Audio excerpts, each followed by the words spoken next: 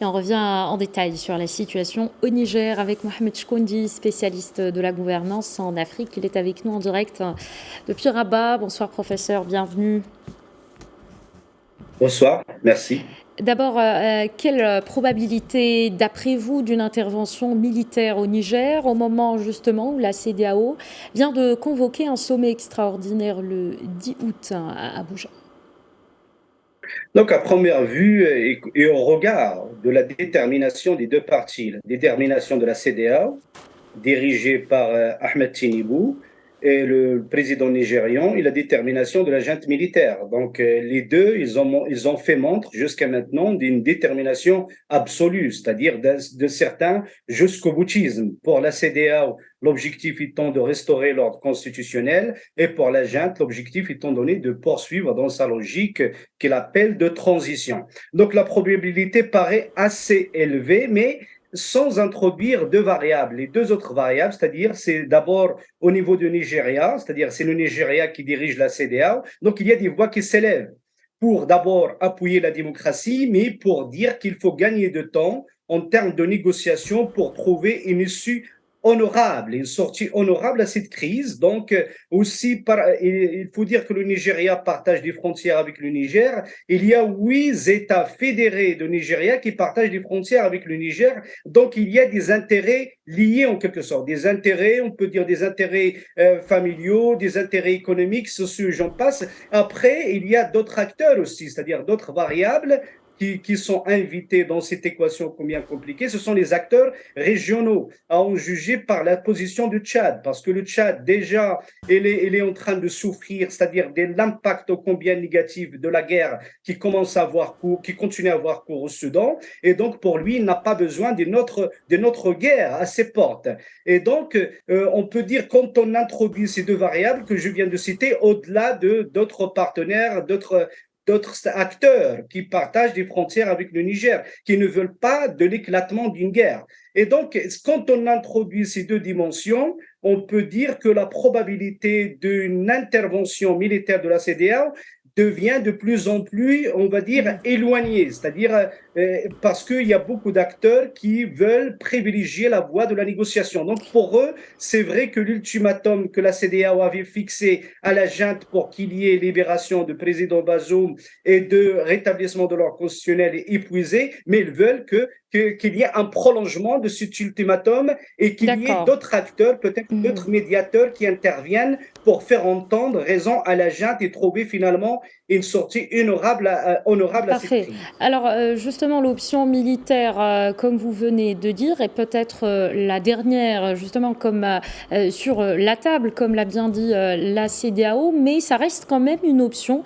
Quelles seraient les conséquences d'une éventuelle opération militaire au Niger dans la sous-région, une sous-région déjà en proie à plusieurs dangers sécuritaires? Vous savez, le Sahel est déjà victime, comme nous venons de le dire, de certaines guerres. Des guerres qui les déstabilisent. Et quand il y a des guerres qui éclatent dans les pays africains, au Sahel en particulier, ça devient le breeding ground, c'est-à-dire ça devient le terreau fertile de l'épanouissement, de l'expansion des groupes terroristes, des narcotrafiquants, des mercenaires, de tout genre et ainsi de suite. Donc les conséquences, d'abord, c'est au niveau des pays de Niger lui-même, parce que le Niger est un État fragile, il faut le rappeler. Le Niger, la population nigérienne est fragile, est vulnérable. Et c'est-à-dire au Niger, il y a le taux de pauvreté est très élevé. Donc c'est une population très vulnérable qui est appelée à faire face à un ensemble de défis de portée d'ordre climatique, des défis sociaux, des défis économiques et j'en passe. Après, maintenant, donc, une guerre, c'est-à-dire une intervention militaire, ça donnerait lieu inévitablement à un mouvement de réfugiés. Donc, des flux de réfugiés, nous savons qu'ils se dirigent d'abord vers les pays frontaliers, au premier ordre desquels il y a le Nigeria, qui partage plus de 1600 kilomètres, sans citer le Tchad et bien d'autres pays. Donc, c'est-à-dire une intervention militaire peut avoir des conséquences gravissimes sur l'ensemble de la région.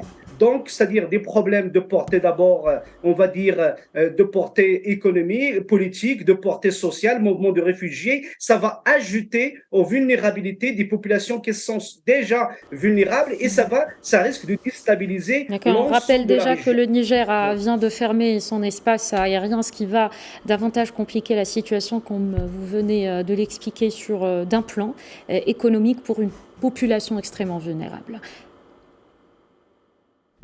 Oui, bien évidemment, parce que donc je parlais tout à l'heure de la détermination des uns et des autres. Donc peut-être l'objectif pour éviter cette guerre qui aurait des conséquences désastreuses pour l'ensemble de la région, en tout point de vue. C'est-à-dire même d'un point de vue géopolitique, même d'un point de vue géopolitique, le Sahel pourrait devenir le champ de bataille d'une guerre entre puissances et ainsi de suite. Et donc ça va rajouter aux vulnérabilités des États qui pourraient D'accord. devenir à la longue jamais, qui pourraient devenir des États faillis. Des États faillis, ça va permettre une expansion du mouvement terroriste, djihadiste et ainsi de suite. Et ça risque de rejaillir pas seulement sur D'accord. les pays de Sahel, mais sur Mhm. l'ensemble de la région.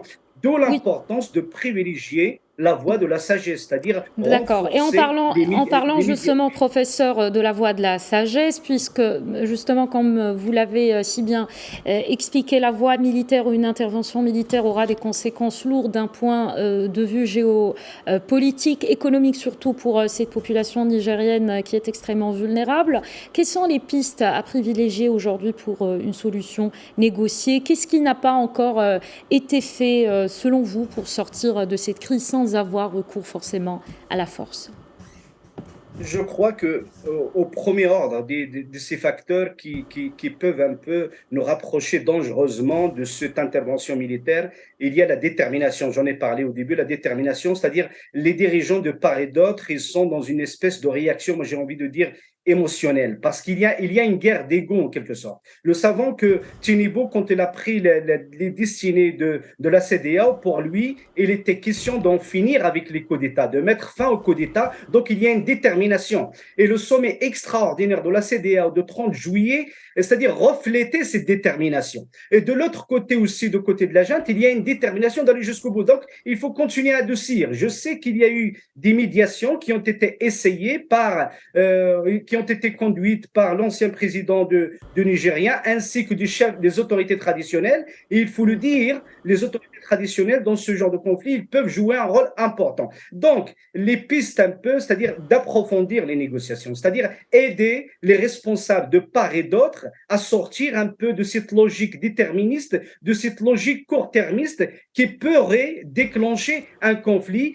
Donc, peut-être en faisant intervenir, moi je dirais, d'autres acteurs, en faisant intervenir d'autres acteurs pour un peu essayer d'adoucir les positions. Parce que là, Parfait. au l'état actuel des choses, il y a une guerre d'ego, c'est-à-dire, il y a cette détermination, donc personne ne veut lâcher de l'Est et tout. C'est-à-dire Parfait. même, Alors, en tout c'est-à-dire cas, la CEDEAO se réunira donc jeudi prochain pour tenter de trouver une issue à cette crise qui complique davantage la situation en Afrique de l'Ouest. Merci beaucoup, Mohamed Chkoundi, spécialiste de la gouvernance en Afrique. Merci encore une fois d'avoir répondu à nos questions.